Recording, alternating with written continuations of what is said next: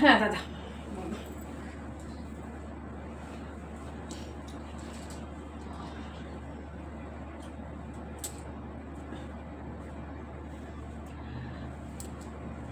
কি শরীরটা খারাপ লাগছে? ঠিক আছে। এইভাবেই না থেকে আপনিও তো সংসার করতে পারতেন না, সময়টাকে নষ্ট করে দিলেন। আমার সংসার হওয়ার নেই গো। কেন, কি হয়েছে? সে তো একটা কথা জিজ্ঞেস করবো? বলুন। মানে নিজের খারাপও লাগছে, না জিজ্ঞেস করেও থাকতে পারছি না এখন আমি।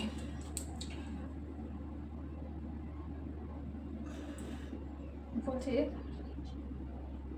মাঝে মধ্যেই দেখে আপনি যেন কিছু একটা বলতে চান, আর আমার মুখের দিকে তাকিয়ে থাকেন, মানে আমি বুঝতে ঠিক পারছি না, কিন্তু কিছু মনে হচ্ছে যেন বলতে চান, কিন্তু কি যদি বলেন একটু তাহলে ভালো হয়। আপনার ভাই নেই অবশ্যই।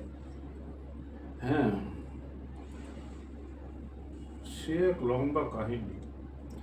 সবাই জানে আমি বিয়ে করলাম না, মা বাবাও বেঁচে থাকতে মেয়ে দেখতো, বিয়ে করিনি। পরে তো ভাইও নিজের পরিচিতির মধ্যে মেয়ে দেখছিল, আমি বিয়ে করিনি। কেন করেননি? করতে পারতেন তো।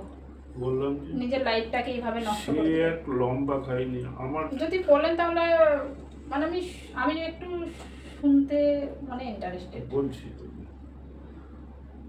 সবারই ভাগ্যে সবকিছু থাকে না। আমি যখন কলেজ লাইফে, তখন মল্লিকা বলে একটা মেয়ের সাথে আমার দেখা হয়, খুব ভালোবাসা হয়। তা 2 বছর তার সঙ্গে আমাদের ভালোবাসা বা প্রেম যাই বলা ছিল। সে দেখতে অবিকল তোমার মতো। আচ্ছা অবিকল তোমাদের দুজনকে যদি পাশাপাশি হাঁটলে যে কেউ বলবে 2 বার। আচ্ছা তোমারই তো মতো লম্বা চুল। আচ্ছা।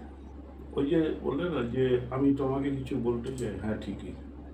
4 বছরের উপর হয়ে গেল, 4.5 বছর তোমরা বিয়ে করে এসেছো।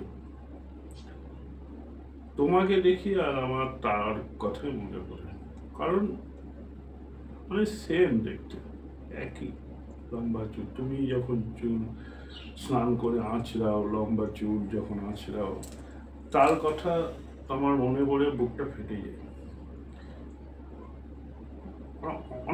অনেককে কিছু বলি না তো, ভাইও তো ভাবে হয়তো মেয়েটা আমাকে ধোঁকা দিয়েছে। না, ভগবান আমাকে ধোঁকা দিয়েছে। যেমন মল্লিকা 3 দিনের জ্বরে আমাকে ছেড়ে চলে গেছে। আমাকে ছেড়ে না, সারা পৃথিবী ছেড়ে চলে গেছে মাত্র 3 দিনের জ্বরে। তারপর থেকে আমি আর কাউকে বিয়ে করতে পারিনি বা বিয়ের কথা ভাবতে পারিনি। বুঝলে বাবা? শুনে খুব কষ্ট লাগছে, মানে অনেক ভালোবাসা আছে যেগুলো মানে পরিণাম পায় না। আমাদের সমাজটা এমনই না, আমাদের জীবনটা এমনই, এত বছর পরে সব কিছু কেউ পেয়ে যায় আবার কেউ পেয়েও হারায়। আসলে কি জানেন তো দাদা, ভগবান এমনই, সবাইকে সব কিছু দেয় না, কিছু দিলে কিছু কেড়ে নেয়। তো শুনে খুব কষ্ট লাগলো আমার যে আপনাদের এই ভালোবাসা। তো কষ্ট পাবে না, আমি একটা কথা বলবো, আমি তো আপনার বোনের মতো না, আপনার বোনই, ভাইয়ের বউ মানে আপনার বোন। আপনি যদি ভাবেন আমার মধ্যে তাকে দেখছেন, দেখুন আমি তো সবটা পারবো না, কিন্তু আপনি আমার চুলটা দেখতে পারেন, আপনি আমার চুলটা নিয়ে ভুলে থাকতে পারেন, তাতে আমার কোনো অসুবিধা হবে না, কিছু অসুখ হয়ে যাবে না। কিন্তু যে আমাদের কিন্তু সমাজে লোকেরা বলে ভাসুরকে বৌমাকে ছুটে নেই বা বৌমা ভাসুরকে ছুটে নেই, বাইরের লোকে আবার এই তুমি যে আমাকে এই যে স্পর্শ করে আছো না, এটাতেই লোকে নিন্দা করবে যে ভাসুর বৌমা স্পর্শ করে। আচ্ছা দাদা, আমি একটা কথা বলি, আমার নিজের দাদা যদি হতো, সে আমাকে আদর করতো না, অবশ্যই। স্নেহ করতো না, ভালোবাসতো না? আমার বাবা আমাকে আদর করেনি, স্নেহ ভালোবাসা দেয়নি, তাহলে আমাদের এটা ভাবতে কোথায় আপত্তি?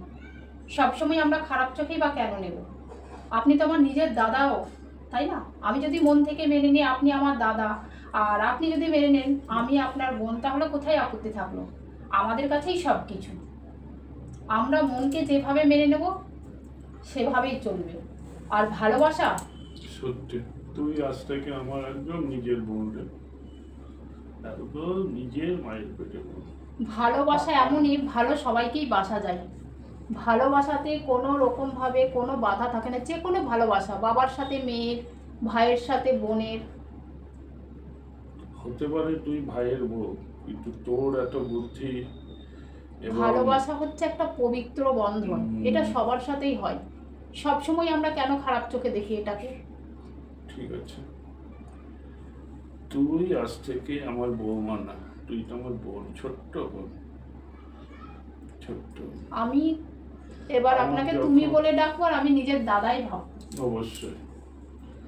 আর আর আমিও আপনি- যখন আমার মল্লিকার কথা মনে পড়বে, আমি তো চুলটা পড়বে, একটু চুলটা নাড়বো। হ্যাঁ, ঠিক আছে দাদা, তুমি আর কেঁদো না, ঠিক আছে?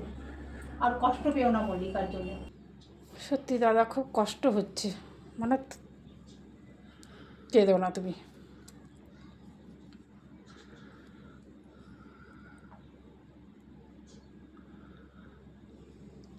নাও দাদা। বস।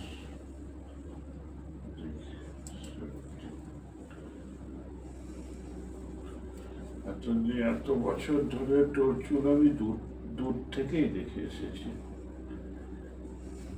আজকে তুই আমাকে চুল নাড়ার অধিকার দিয়ে আমাকে তুই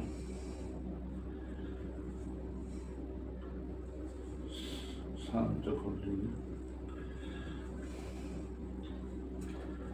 ভালোবাসা যদি পবিত্র হয় না যে কোনো সম্পর্কে, তাহলে সব কিছুই সম্ভব হয়। ভালোবাসাটাকে আমরা সবসময় যে নোংরা চোখে দেখি, আমাদের সমাজ দেখে, এটাই হচ্ছে খারাপ। সেটাই।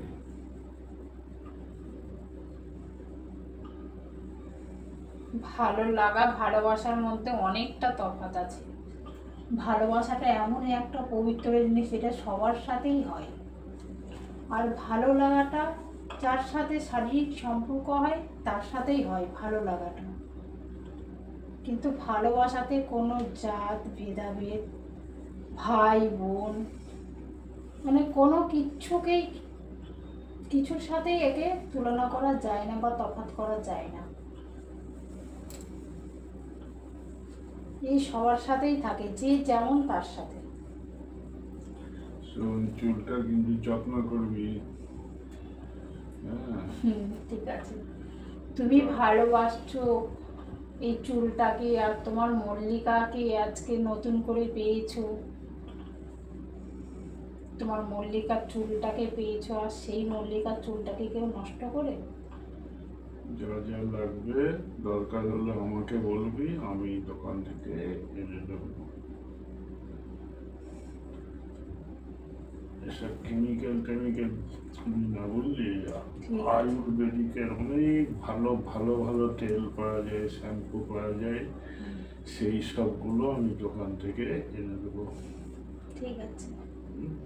আচ্ছা শোন, তুই চুল বেঁধে নে, রাতে চুল খোলা রাখতে নেই, চুল বেঁধে রাখতে হয়, মাথায় বলতে। ঠিক আছে। তুই কিছুক্ষণ পরে আমাকে একটা চা দিবি। হ্যাঁ, ঠিক আছে। আচ্ছা, আমি আমার ঘরে গিয়ে বসছি, দেখি একটু বই টই নিয়ে ঘাঁটি।